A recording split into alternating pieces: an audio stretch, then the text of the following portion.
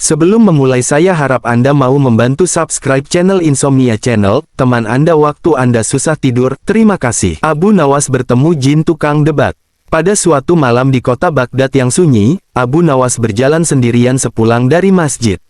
Di tengah jalan, ia melewati pohon tua besar yang konon katanya dihuni oleh makhluk gaib. Tapi Abu Nawas, seperti biasa, tidak pernah takut pada hal-hal semacam itu.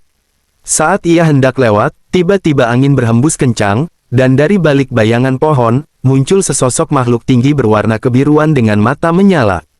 "Siapa kau yang berani menginjak wilayahku tanpa izin?" Abu Nawas hanya menatapnya sambil tersenyum. "Aku hanya lewat, jin. Tapi sepertinya kau bukan jin biasa, dari gaya bicaramu, kau suka berdebat ya?" Jin itu mengangguk angkuh. "Benar, aku jin penjaga pohon debat. Siapapun yang tidak bisa mengalahkanku dalam adu argumen, akan berubah jadi semut selama 3 hari. Tantangan adu argumen." Abu Nawas mengangkat alis. "Baik, kalau begitu, mari kita adu argumen. Tapi dengan satu syarat, jika aku menang, kau harus menjadi jin pembantu rumahku selama seminggu." Jin tertawa keras. "Disetujui, tapi bersiaplah menjadi semut, manusia sombong." Pertanyaan pertama dari si jin. "Apa yang lebih berguna, akal atau kekuatan?"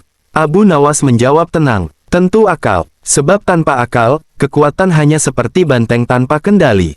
Lihat saja para penguasa lalim, mereka jatuh bukan karena lemah, tapi karena tak bijak." Jin mengernyit. Lalu ia bertanya lagi, "Apa yang lebih penting, bicara jujur atau menjaga perasaan?" Abu Nawas tersenyum. "Keduanya penting, tapi jujur tanpa hati bisa melukai, dan menjaga perasaan tanpa kejujuran bisa menyesatkan. Maka gunakan akal untuk menyeimbangkannya." Jin mulai gugup. "Baik, pertanyaan terakhir," kata si jin, "apa lebih baik, hidup 1000 tahun tapi bodoh, atau hidup 1 hari tapi bijak?" Abu Nawas menjawab cepat, "Hidup 1 hari dengan kebijaksanaan lebih bermakna daripada 1000 tahun tanpa tahu apa-apa. Karena hidup bukan soal lama, tapi soal makna." Jin mengakui kekalahan. Jin terdiam lama, lalu mengangguk pelan. "Kau benar, tidak ada yang bisa menjawab dengan secerdas itu. Aku kalah." Dan sejak malam itu, si jin benar-benar membantu Abu Nawas di rumah, membersihkan taman, menyapu lantai, bahkan membuat teh, meski kadang gosong karena ia terlalu suka berdebat dengan Teko. Dan cerita selanjutnya dikisahkan, Abu Nawas dan raja dari negeri sebelah. Pada suatu hari yang panas di istana Baghdad, Raja Harun al-Rashid terlihat gelisah. Ia mondar-mandir di taman kerajaan dengan raut wajah serius. Melihat itu, Abu Nawas bertanya, "Wahai Baginda, mengapa pagi ini Baginda tampak seperti kehilangan separuh harta?" Raja menghela napas panjang. "Abu Nawas, besok raja dari negeri sebelah akan datang ke istana. Dia terkenal angkuh dan selalu meremehkan orang lain. Aku takut dia akan mempermalukan kita di depan rakyat."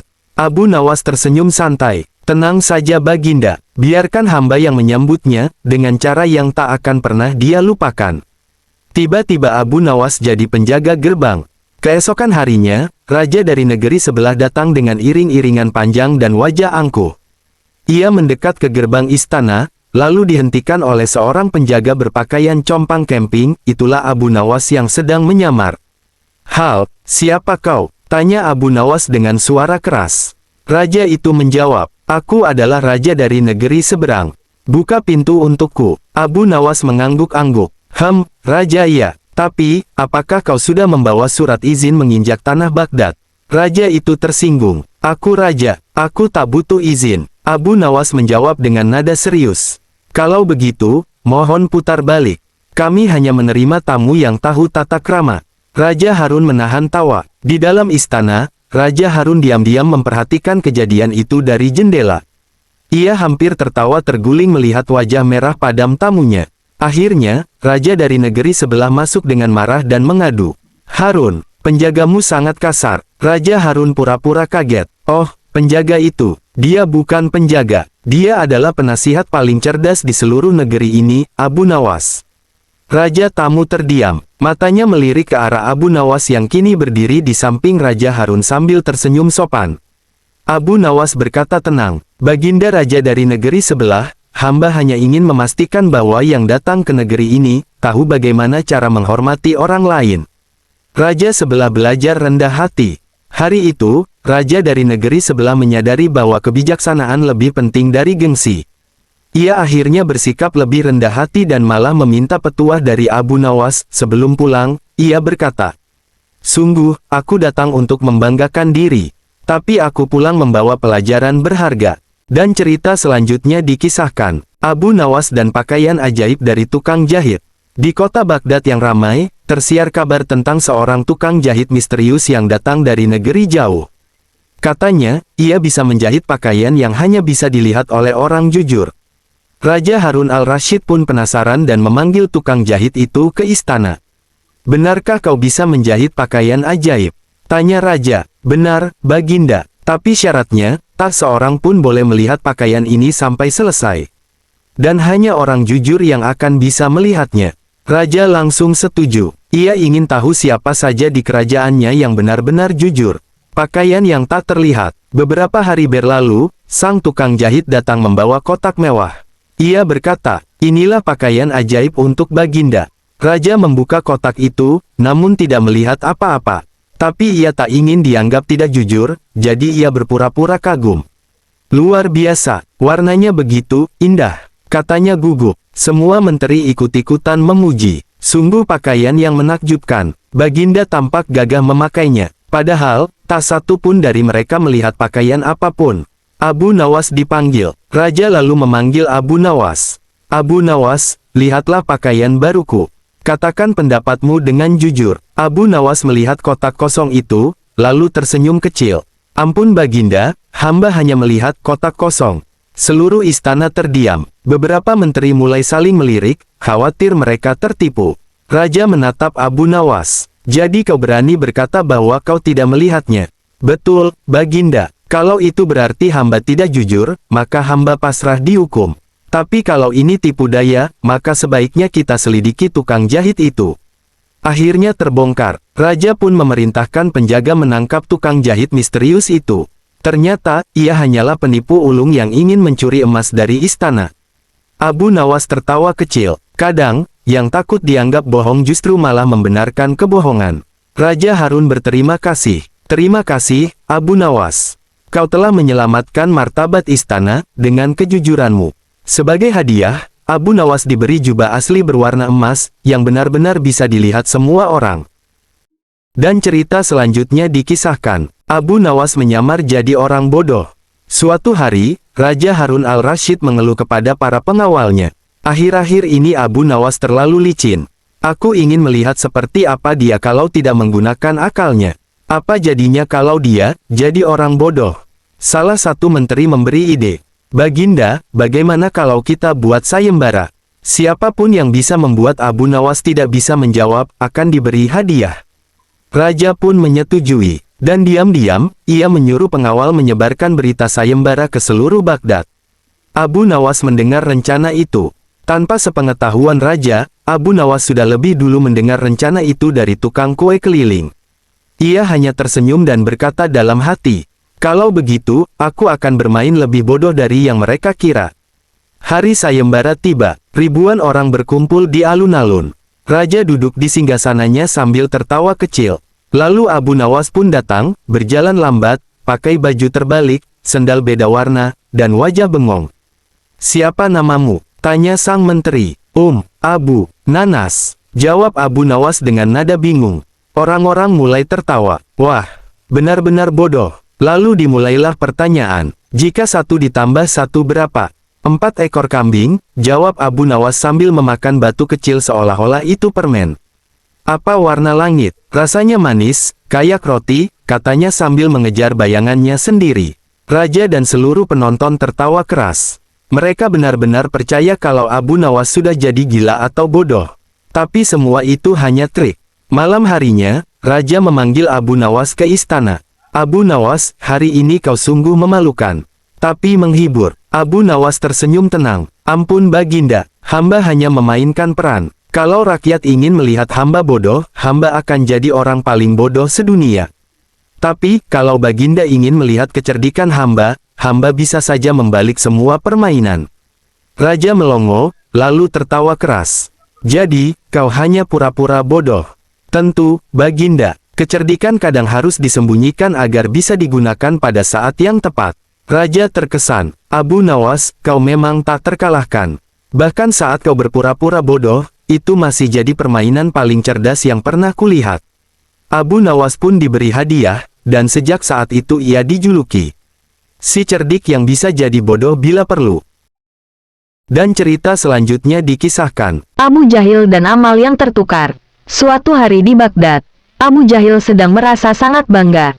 Ia berjalan keliling pasar sambil membawa buku catatan besar dan pena bulu ayam di tangannya. "Lihat, ini catatan semua amal baikku tahun ini," katanya kepada setiap orang yang lewat.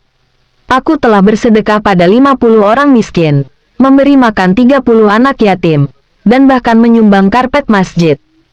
Orang-orang hanya tersenyum sopan. Sebagian tertawa kecil diam-diam. Tapi tak ada yang berani menertawakannya langsung, kecuali satu orang, Abu Nawas. Saat itu Abu Nawas sedang duduk minum teh di kedai, melihat tingkah Abu Jahil dari jauh.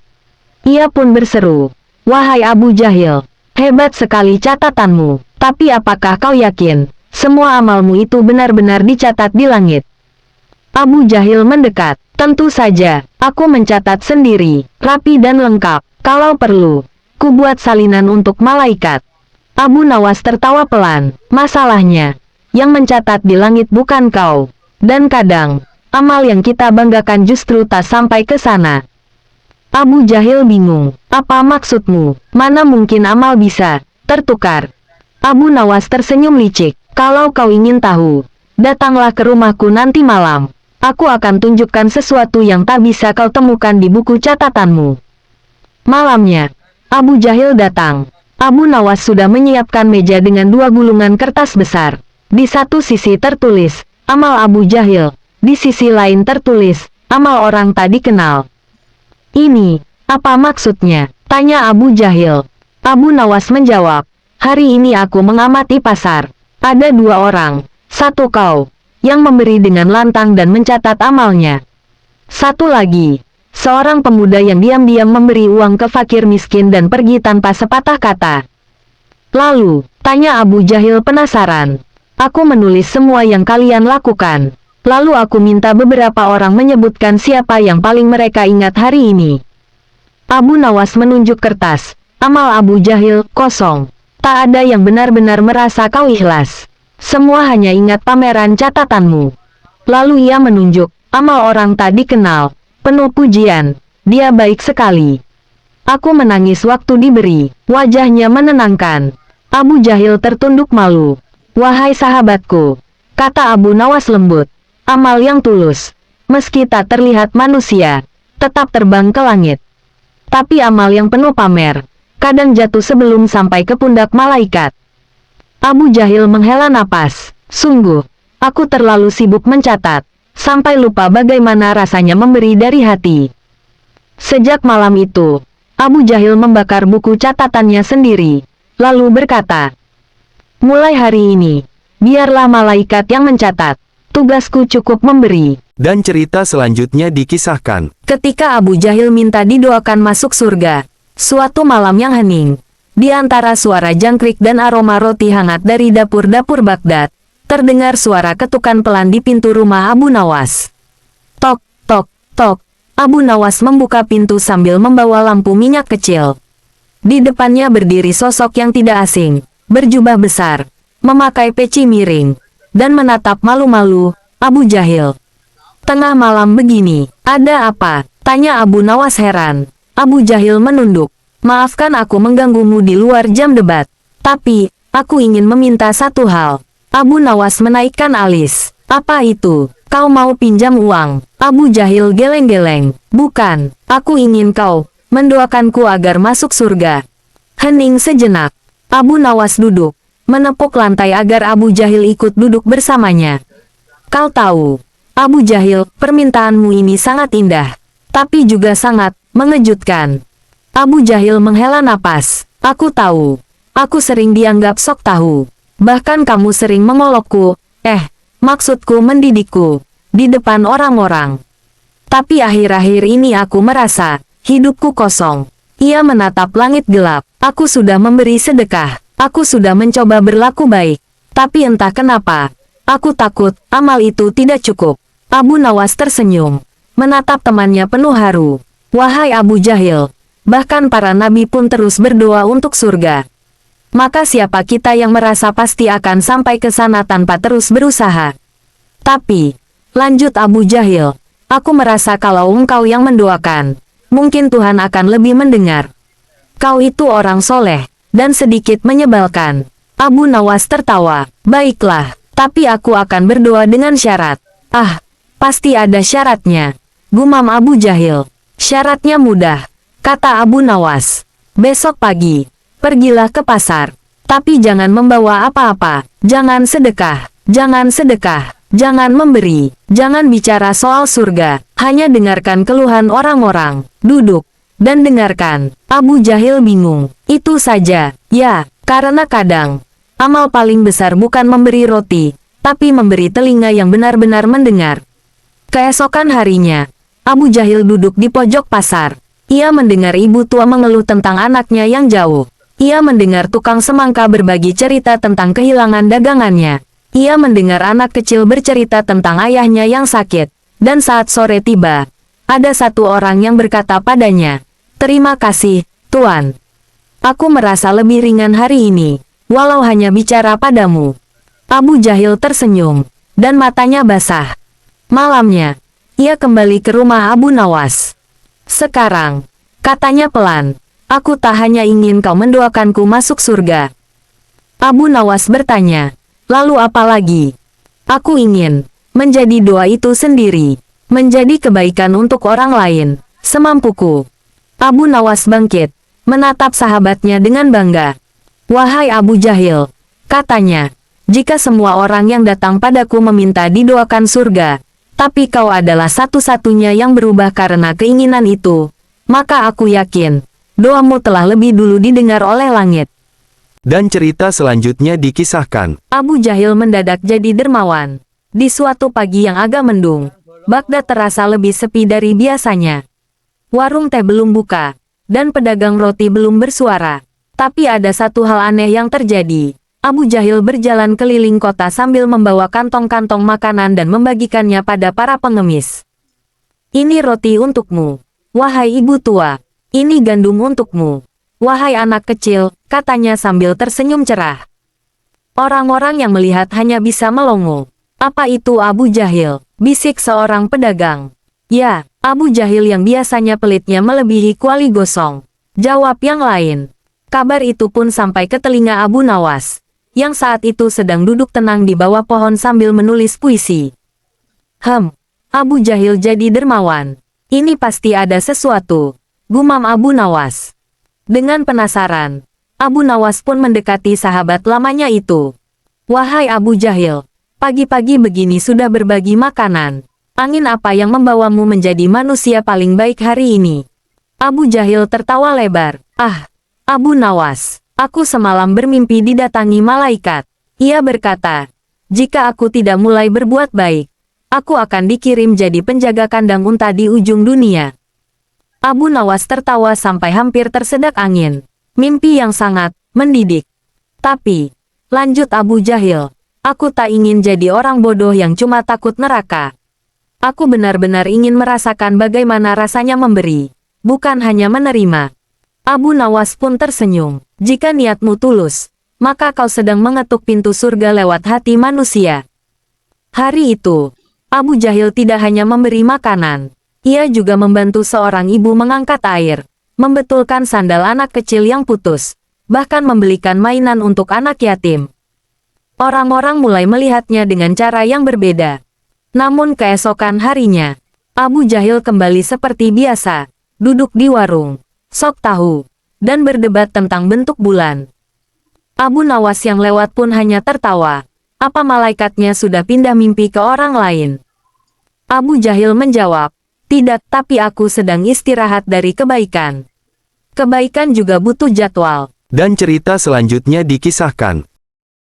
Abu Nawas menguji ketulusan Abu Jahil. Beberapa hari setelah Abu Jahil dikenal seantero Baghdad sebagai orang baru yang dermawan, Abu Nawas mulai curiga.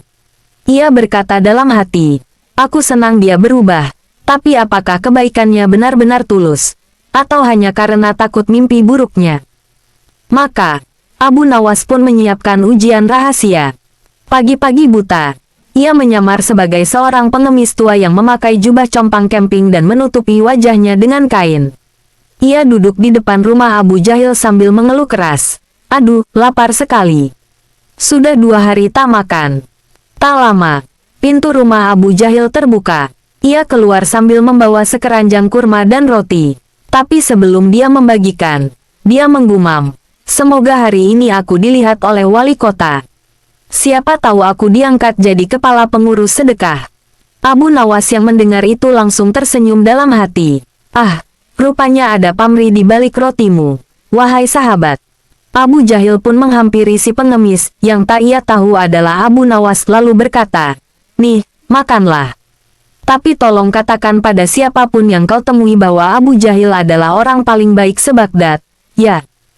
Pengemis itu menunduk. "Aku tak bisa bicara, Tuan." "Yah, sayang sekali. Tak bisa jadi alat promosi," gumam Abu Jahil kecewa.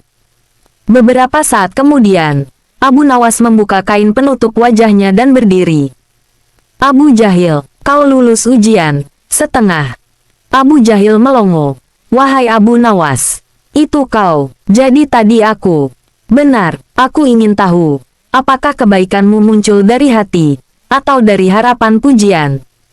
Abu Jahil tertunduk. "Aku masih belajar. Ternyata jadi baik itu tidak semudah membagi roti. Hati juga harus ikut bersih." Abu Nawas menepuk pundaknya. "Tak apa, bahkan pohon pun tumbuh dari biji kecil. Yang penting, kau terus menyiramnya." Sejak hari itu, Abu Jahil tidak hanya memberi, tapi juga mulai menyembunyikan namanya saat membantu orang lain. Ia tak lagi berharap pujian, hanya berharap kebaikannya dicatat oleh Yang Maha Melihat.